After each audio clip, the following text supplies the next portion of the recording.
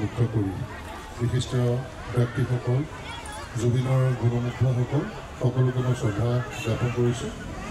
আৰু বিশেষকৈ আপোনালোকৰ অনুষ্ঠানত মই আচলতে আৰু এঘণ্টামানৰ আগত আহি পাব লাগিছিল কিন্তু কাকিত আজি জুবিনৰ এটি পূৰ্ণাংগ মূৰ্তি স্থাপন কৰিছে আজি উন্মোচন অনুষ্ঠান আছিলে সেই অনুষ্ঠানত আচলতে যদিও 11 বজাত হোৱাৰ কথা আছিল আমি 11 বজাতে পাইছিলোঁ কিন্তু তেনে অনুষ্ঠানত মই খৰ খেলা কৰিব পৰা পৰিৱেশ নাছিলে য'ত এজনকৈ শিল্পী আহি আছিল মহেন্দ্ৰ হাজৰিকা ৰাজা আছিলে পাৰ্থহঁত আহিছিল আৰু তেওঁৰ লগত গোৱা মহিলা কণ্ঠশিল্পীসকল নগাঁও হোজাইৰ আয়ুক্ত ডাঙৰীয়াৰ পৰা আদি কৰি লামডিং সমষ্টিৰ বিধায়ক এনেকৈ গণ্যমান্য ব্যক্তিসকল এজনকৈ আহি আছে প্ৰত্যেককে মঞ্চত আদৰণি জনাইছে বা দুআষাৰ শুনিব বিচাৰিছে সেইকাৰণে মই উদ্যোক্তাসকলক মই ক'বলৈ বেয়া পালোঁ আৰু যে মই যাওঁগৈ বেছি ব্যস্ততা দেখাবলৈ লাজ লাগিল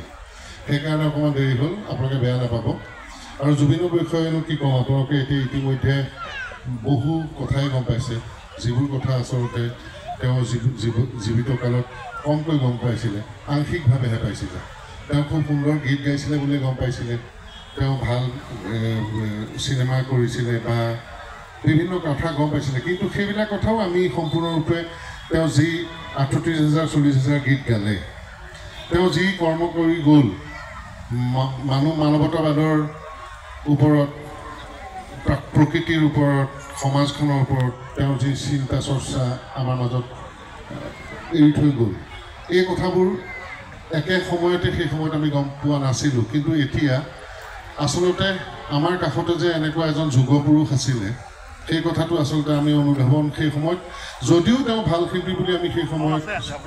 গম পাইছিলোঁ কিন্তু তেওঁৰ সেই মহানতাটো আমি এতিয়াহে অকণ লাহে লাহে গম পাব লৈছোঁ মই নিজকে এইটো কাৰণে ধন্য মানো মই তেওঁতকৈ কেইবছৰমান আগৰ পৰাই মই গীত গাইছিলোঁ অসমত 1986 মানৰ পৰাই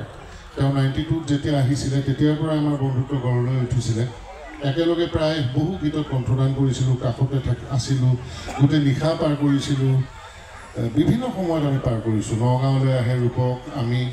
সকলোবোৰ লগ হওঁ তেনেকুৱা পৰিৱেশ আছিলে কিন্তু এতিয়া অনুভৱ কৰিছোঁ যে কেনে এজন মানুহক আমি কাষতে বন্ধু হিচাপে পাইছিলোঁ সেইটো কিন্তু মই এতিয়া অনুভৱ কৰিব অভিভূত হৈ পৰোঁ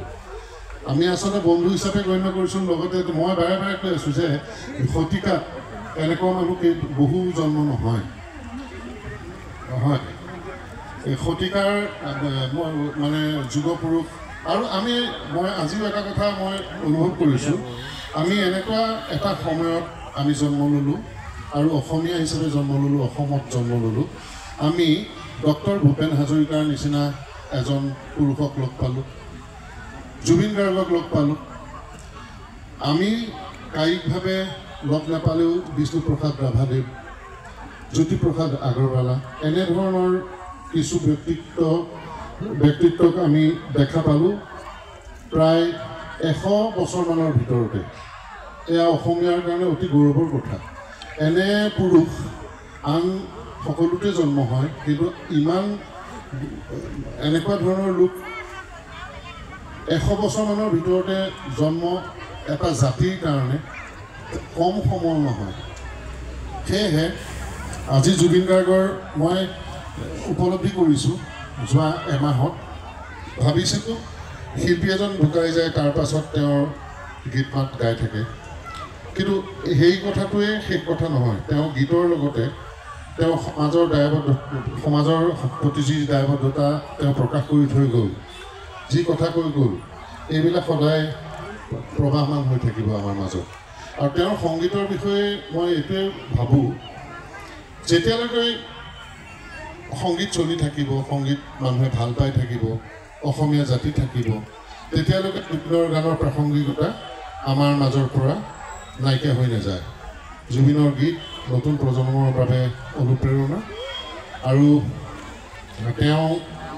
তেওঁৰ গীতে সদায় মানুহক প্ৰেৰণা দি যাব আজি এজন বক্তাই কোৱা কথাটো মোৰ মনত ভাল লাগিল তাত যে আমি কাকতে পত্ৰই আপোনালোকে গম পাইছে যে জুবিন গাৰ্গে এটা নিজৰ ঘৰটোকে সম্পূৰ্ণ নিৰ্মাণ কৰিব নোৱাৰিলে সেই কথাটো সেই সময়ত দুখ পাইছিলোঁ সেইটো এটা সাধাৰণ কথা ঘৰ এটা বনাব নোৱাৰিলে পাৰিলে কিন্তু আপোনালোকে মন কৰক কোটি কোটি অসমীয়া ভাৰতীয় বিশ্ববাসীৰ ওচৰ অন্তৰত তেওঁ এখন এনেকুৱা ঘৰ প্ৰতিষ্ঠা কৰি থৈ গ'ল যিখন ঘৰত ইটা বালি চিমেণ্ট এইবিলাক নালাগে কেৱল মৰম চেনেহ লাগে সেয়া জুবিন গাৰ্গৰ কোটি ঘৰ আছে ইয়াত থকা প্ৰত্যেকজন মানুহ